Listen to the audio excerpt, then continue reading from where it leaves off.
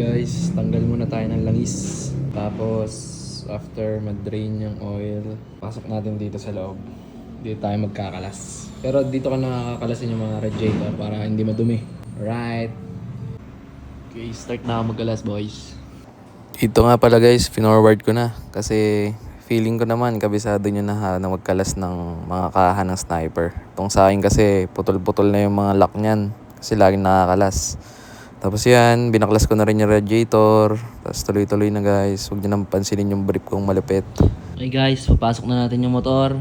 Nakalas ko na yung radiator. Tsaka na-drain ko na yung oil. Pasok na natin guys.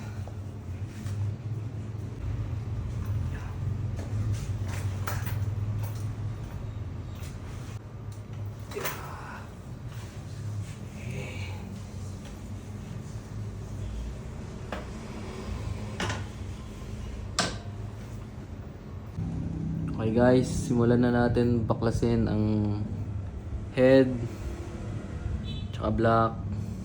Dumating na pala yung oil filter natin guys. 14, tapos impact wrench. Sorry kung medyo madilim, di kaya ng ilaw natin guys.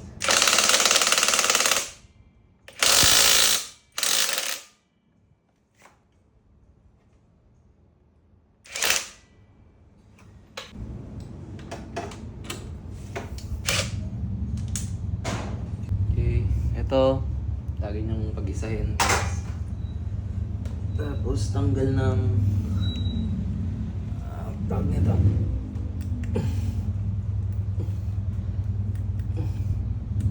Wako. Then tanggal tayo ng mga sensors. Tigas. Oh. Yeah. Grabe, tigas. Okay. Plus na lahat, guys. Tanggalin muna natin to, guys. Tanggalin muna natin tong cover ng pump. Yung barilin to, guys. Hanapin lang natin yung mga nakadikit dito sa head. Hindi natin kailangan kalasin yung mismong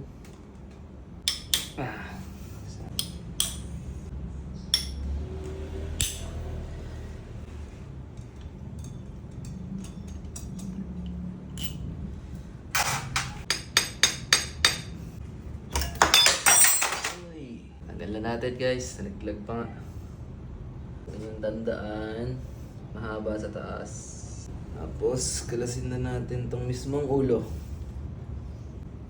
Gamit 8.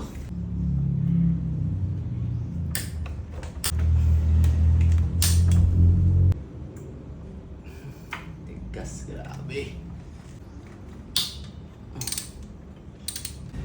Ito guys, may 5 bolt.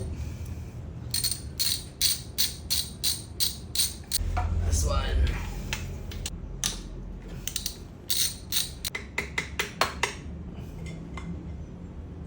Medyo malinis ah. Not bad. Not bad to guys. Gasan natin yung mamaya.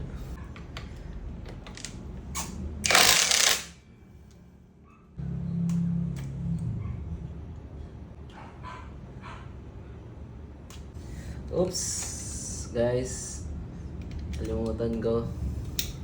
Bago nyo pala alasin yung head, make sure alisin nyo muna tong. Actually, pwede pa to. Big advice lang guys, ganitong set ng Flyman, always nyo gagamitin to pag sobrang higpit ng bolt. Masisira kasi yung wrench nyo pag hindi itong wrench na ito yung ginamit. Okay. Advice lang.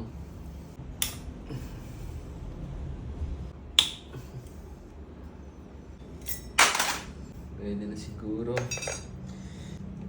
Pwede nang lawagan itong mga to.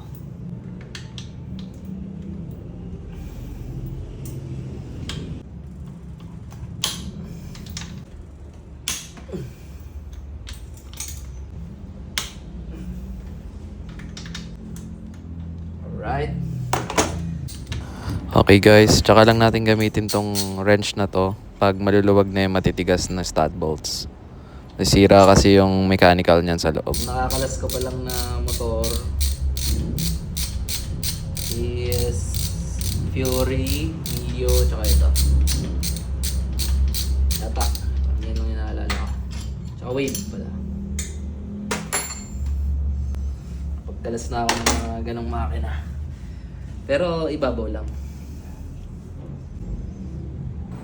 Yung mga ganyang extension na diskarte guys, natutunan ko lang yan sa mga nakikita kong mekaniko nung nagpapagawa pa ako. Grabe.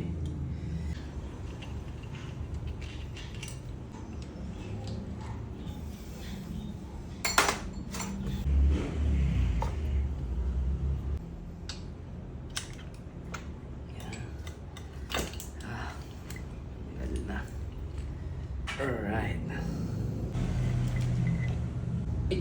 Pitstone.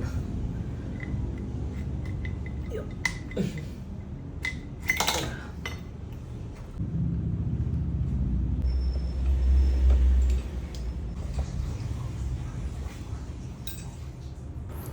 So yun lang guys, sa susunod na video, papakita ko sa inyo kung paano namin kinalas yung mga internals ng head, tsaka pagpaport. Hindi ko alam kung kasya sa isang video, pero dito lang muna sa ngayon guys. Thank you for watching.